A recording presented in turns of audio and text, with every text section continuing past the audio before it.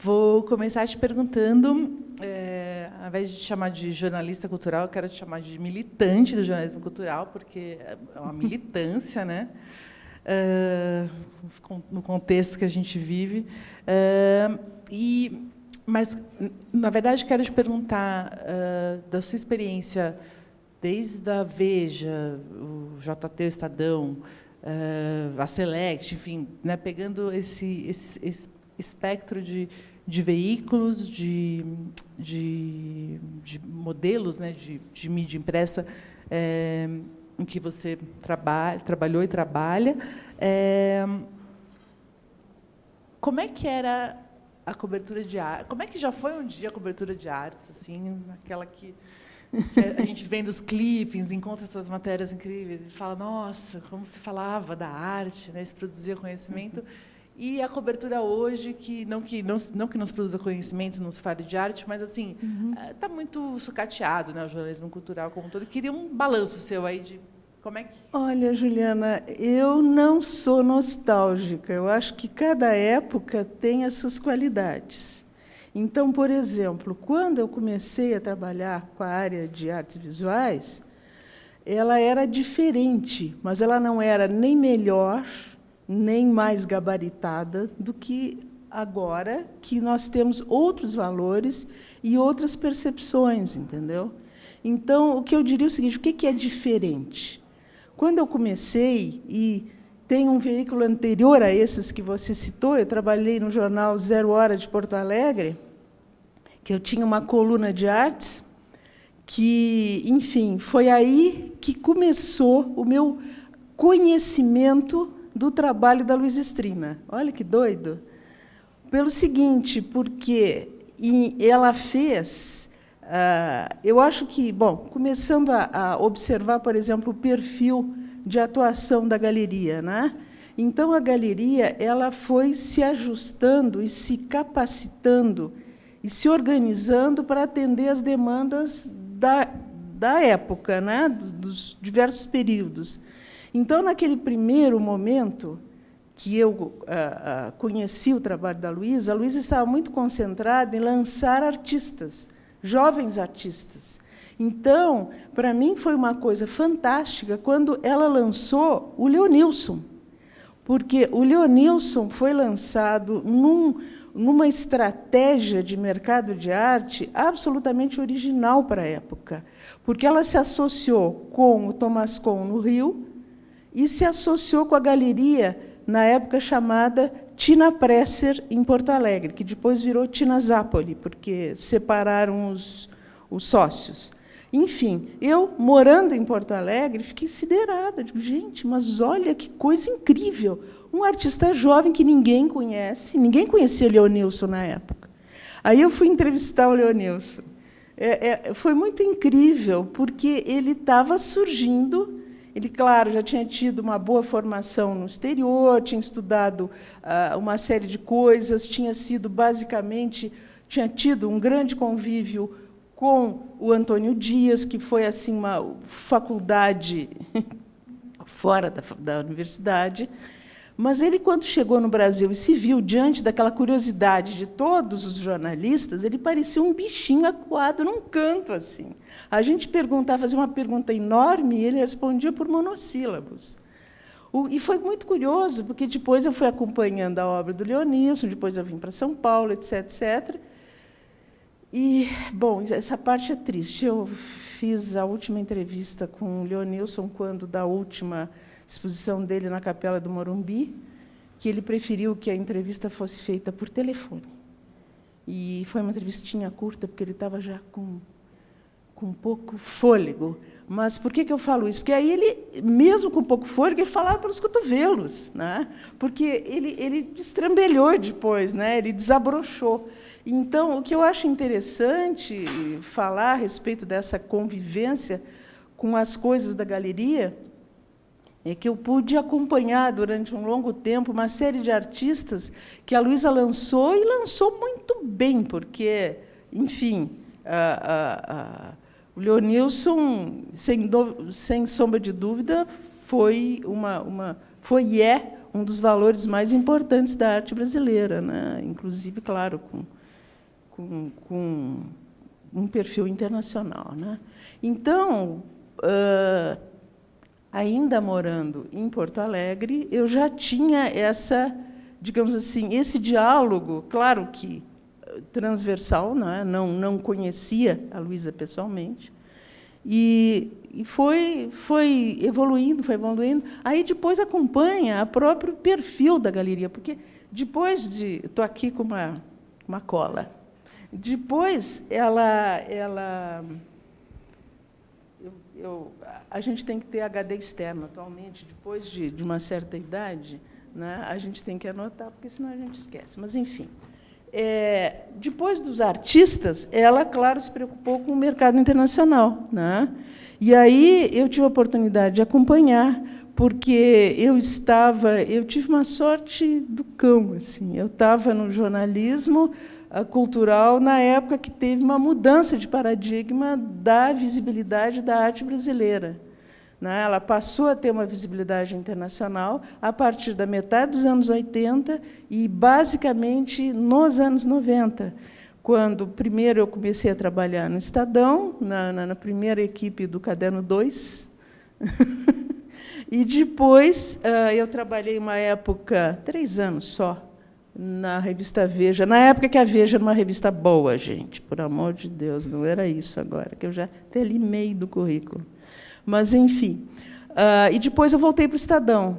E, nessa época, a cobertura, respondendo à pergunta, a cobertura tinha muito mais espaço, porque os jornais estavam vivendo um período digamos assim, de uma situação econômica mais sólida. O Estadão, por exemplo, criou uma área que eu acho muito bacana, uma seção, que chamava-se Encontros Notáveis, que eram 4 páginas, tamanho estándar do jornal. Isso é impensável hoje em dia. Então, eu entrevistei Lígia Pape, Franz Weissmann, Amilcar de Castro, com esse tamanhão de espaço. Moral da história, a entrevista que eu fiz com a Lígia Pape, ela gostou tanto que depois a gente combinou de fazer um livro, né? Então, aí já começa a ter essas repercussões. E a Lígia Pape é artista da Galeria Luiza, né? Então, continua sempre isso, esse diálogo continua. E depois do mercado internacional, vieram as feiras, não é? Vieram as bienais e tal. E você me perguntou, desculpa se eu estou antecipando, mas você me perguntou se eu teria algumas histórias interessantes para contar da Luísa. Nessas bienais aconteceram coisas incríveis, bienais enfim, documenta e tal. Eu me lembro de uma situação, porque é incrível, a Luísa é capaz de uma concentração máxima nas coisas que ela faz, uma capacidade de estratégia invejável, mas, ao mesmo tempo, é extremamente distraída. É incrível. Para as coisas objetivas do dia a dia, as coisas feijão com arroz, ela é distraidíssima. Então, eu me lembro que, uma ocasião, estava um grupo de brasileiros, nós tínhamos saído de um voo, né, estávamos em Frankfurt, e iríamos pegar o trem para irmos para Kassel, para Documenta. É um grupo grande, estava, inclusive, o Carlos Uchoa, com um canudo de telas enroladas, porque depois de Kassel ele ia para Paris, para a galeria dele, não sei o quê. Bom, enfim, uma loucura. Parecia um bando de ciganos, assim, um monte de bagagem e tal. Bom, moral da história. A Luísa olhou aqui e disse, não, para um pouquinho, então deixa que eu compro os ingressos para o trem, né? E aí, em vez de todo mundo ficar na fila, fica só um na fila e depois a gente... Ok, beleza. Aí, ficamos lá conversando, patata, daqui a pouco. Cadê a Luísa? Luísa sumiu. Aí, cadê a Luísa? Cadê a Luísa? Gente, o trem já ia sair. Aí, o que a gente fez? A gente entrou na cara e na coragem, no trem, sem ter validado o ingresso, e fomos procurar a Luísa, né? A Luísa deve estar no trem. Aí, andamos, e meio correndo, assim, porque antes que o fiscal do trem nos pegasse e nos multasse em não sei quantos euros. Bom, e era uma loucura aquilo. Aí, no final, lá No último vagão estava a Luísa lá, calma e serena, tomando um suco. Pô, vocês demoraram, né? Eu quis matar. Ela não fez aquilo por mal, ela simplesmente achou que a gente ia atrás. E ela nem viu se a gente estava ou não indo atrás. Ela foi. Uma figura, a Luísa é uma figura. Angélica, conta para a gente também como que... Porque o seu trabalho como jornalista, como crítica de arte, ele também conheceu desdobramentos, né?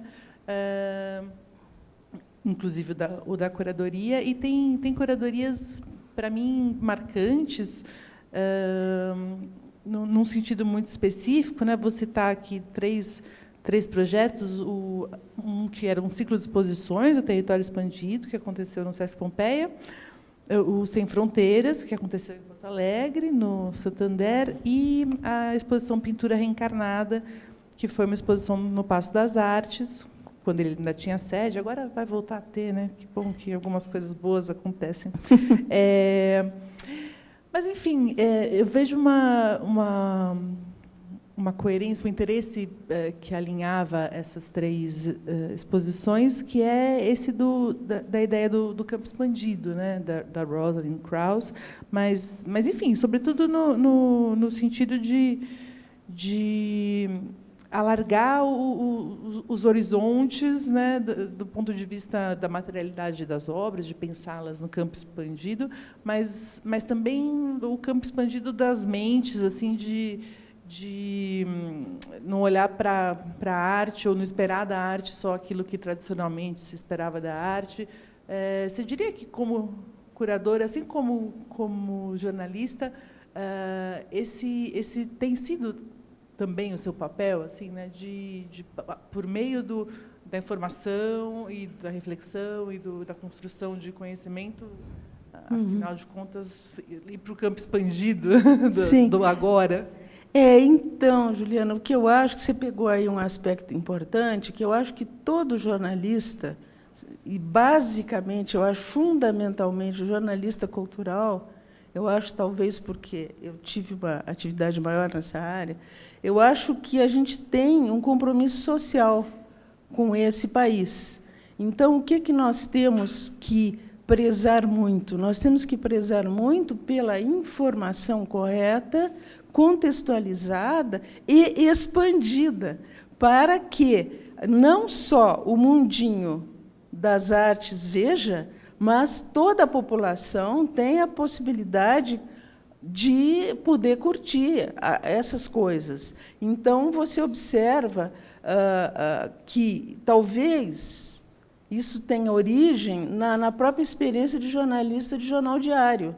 Porque, se você escreve um início de matéria hermético, o teu editor vai dizer, pô, que bobagem é essa, cara? Eu não estou entendendo. Então, para o editor entender, você começa a aprender a traduzir aqueles conceitos mais, digamos, complicados, mais herméticos, para uma linguagem mais friendly, né? mais tranquila. Então, esse exercício se torna uma coisa que vira uma segunda natureza, porque o tempo inteiro você procura aproximar o público, em geral, desse mundinho.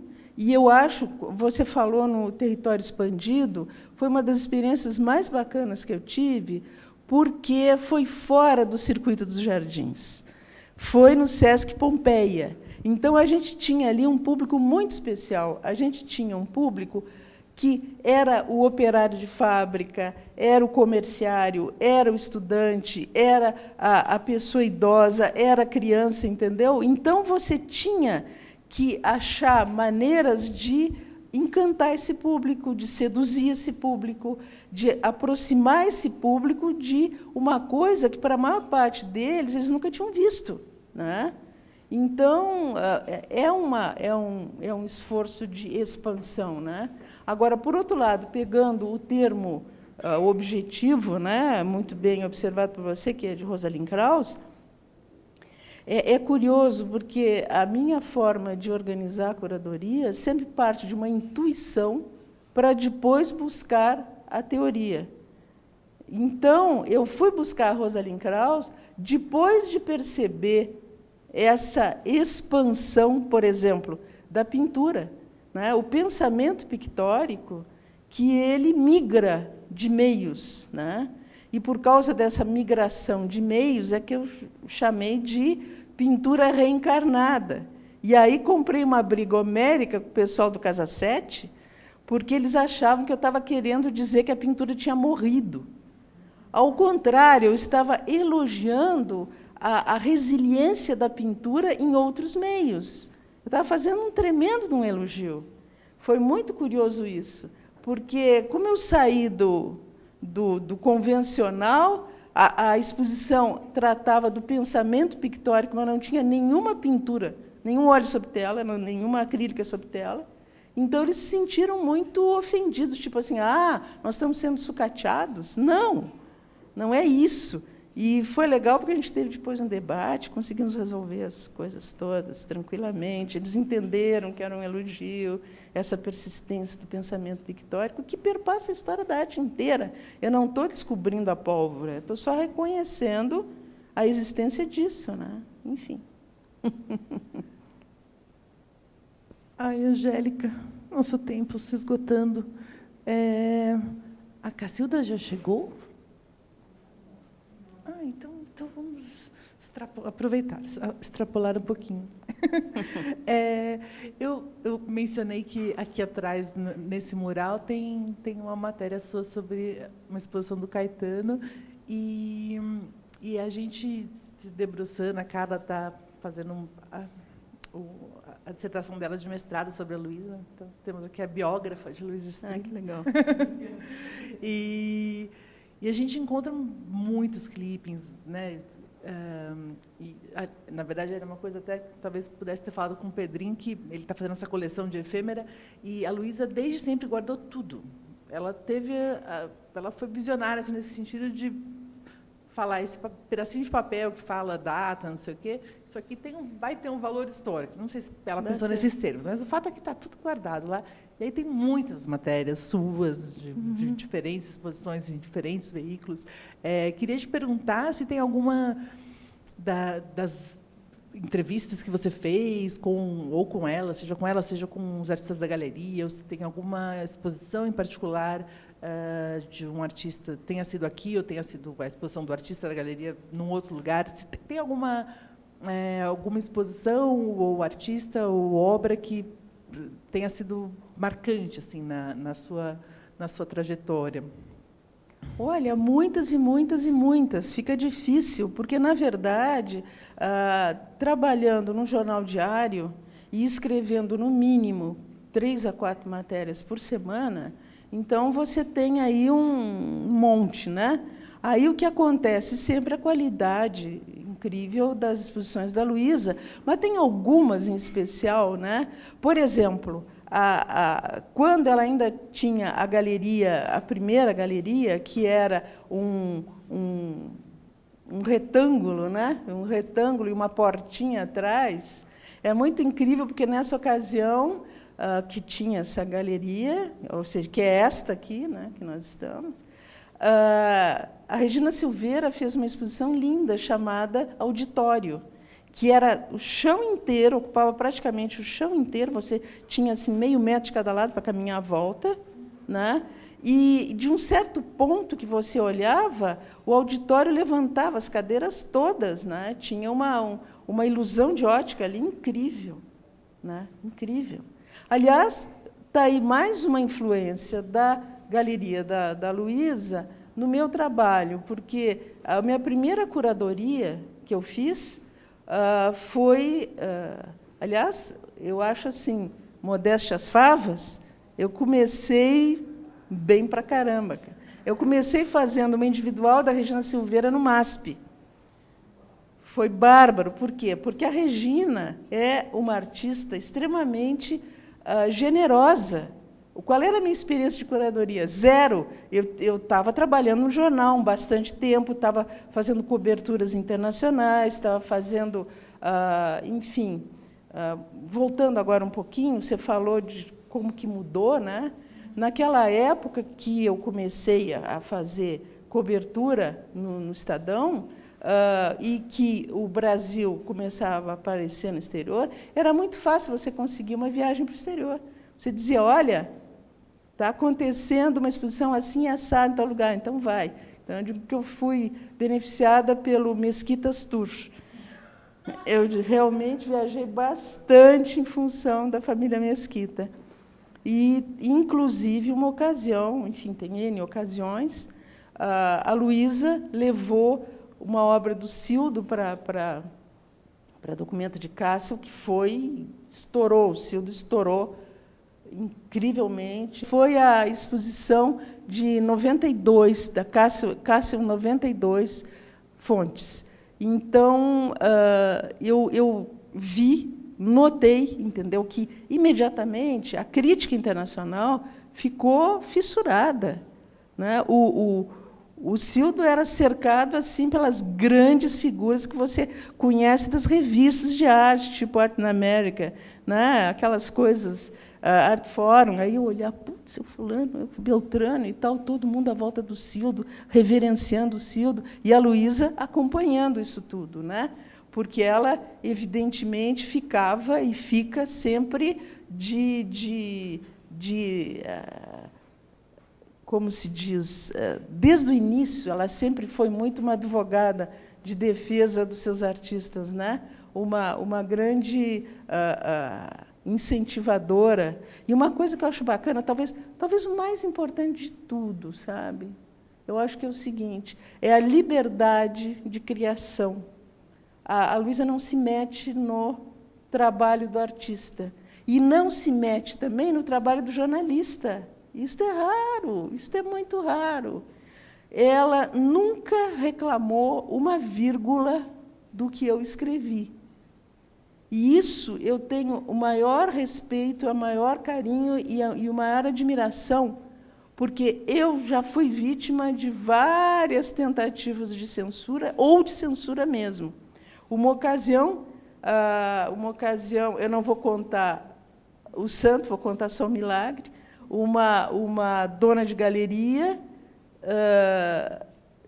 mandou uma carta para o Fernão Mesquita pedindo a minha cabeça. Queria que eu fosse demitida, porque eu tinha noticiado que a galeria tinha tido uma debandada de artistas. E ela primeiro me telefonou, furiosa, dizendo, como que você não me entrevista?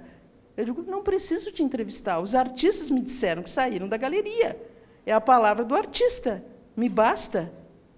Não, porque você tinha que ouvir o outro lado. Eu digo, se houvesse algum tipo de questão delicada do ponto de vista de percepção de onde está a verdade, eu poderia ter feito isso. Mas não havia necessidade, eu não tenho por que duvidar da palavra do artista. E foram vários. Olha, não quero mentir, mas foram 5 ou 6. Aí ela mandou essa carta, o Fernão me chamou na sala dele, e a primeira coisa que ele falou, Angélica, o que você andou fazendo de bom para receber essa carta? Eu digo, eu não mereço um aumento? E ele, vamos com calma. Mas, na verdade, foi o seguinte, se os caras descobrissem que uma carta reclamando é um elogio, na verdade, para o empregador, porque o que o empregador chega à conclusão? Que você é independente, que você não está cumprindo release, nem aceitando versão oficial dos fatos, que você vai e descobre, às vezes, informações bastante, digamos assim, ruins, mas que o leitor merece saber, né? Por que estava havendo aquela debandada naquela ocasião? Porque estava havendo um mexe muito grande no mercado, né? O Marco Antônio Vilaça estava passando a régua em tudo, né? Claro que isso eu não falei no momento, mas, com o tempo, isso foi se configurando, né? Quando saiu a matéria, eu não sabia essa régua do Marco Antônio, eu vim observar depois. Mas, de qualquer maneira, por que eu digo isso? Luísa nunca reclamou uma vírgula. Isso é uma qualidade. Por quê? Isso é liberdade de imprensa. E como ela respeita a liberdade do artista, porque, conforme aquela famosa frase, né, do Mário Pedrosa, que a arte é o território experimental da liberdade, então, a Luísa cumpre integralmente isso, é o território experimental da liberdade. O artista cria é o campo dele, é o território dele. Ela começa a atuar a partir do momento que a obra está feita. Isso é uma grande qualidade, né? Mas, enfim, é isso aí.